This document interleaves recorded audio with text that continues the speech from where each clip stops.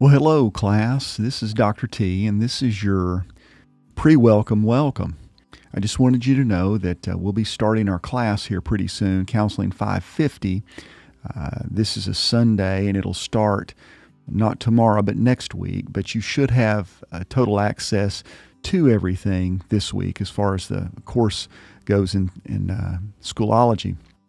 The thing I want to talk about, though, is I'll be spending the next few days just making sure everything's tweaked and it's the way it's supposed to be.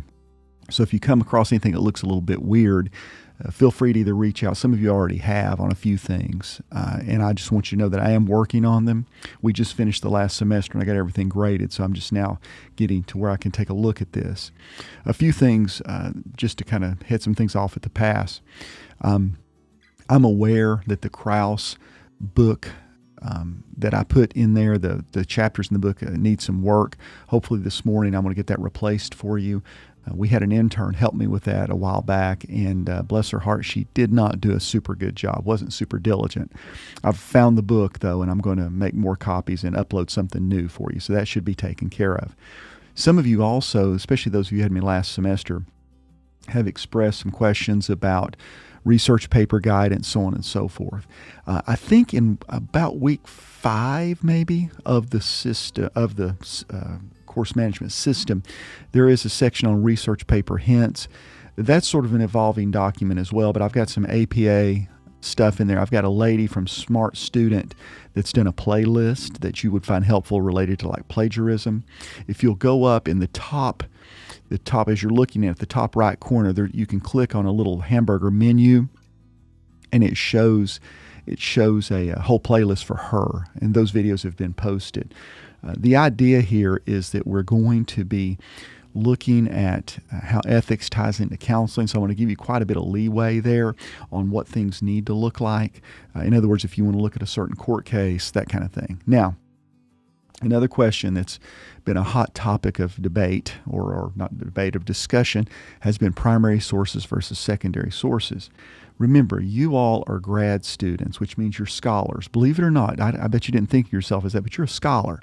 And therefore, I don't want sources like Wikipedia or some, even textbook sources are, they're meh, as they would say. And what I mean by that is, a textbook, if you really read your textbook closely, what you'll find, it's basically a gathering of primary sources everywhere. So if you're looking in your textbook and you see something kind of interesting, make sure that you look at where that research was cited, and then go look up the actual document.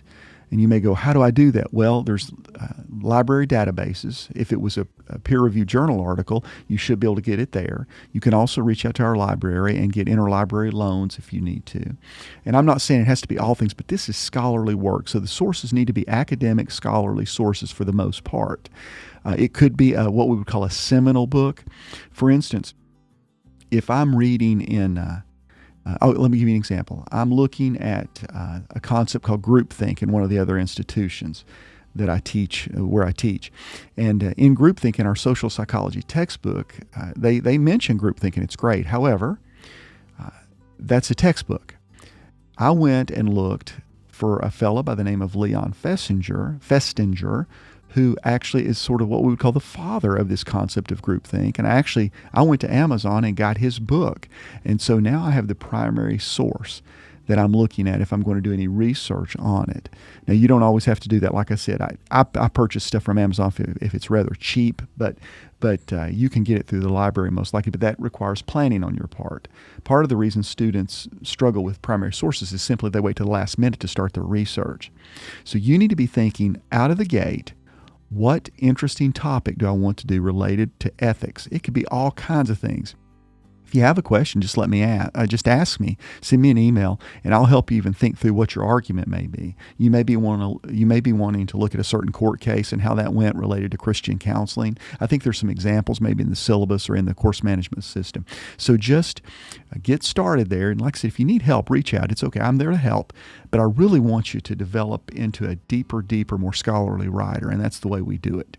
So I hope that part's been helpful. Like I said, I'll be making tweaks as we go, and if you have anything that you haven't seen or looks weird, let me know, and I'll get it fixed for us.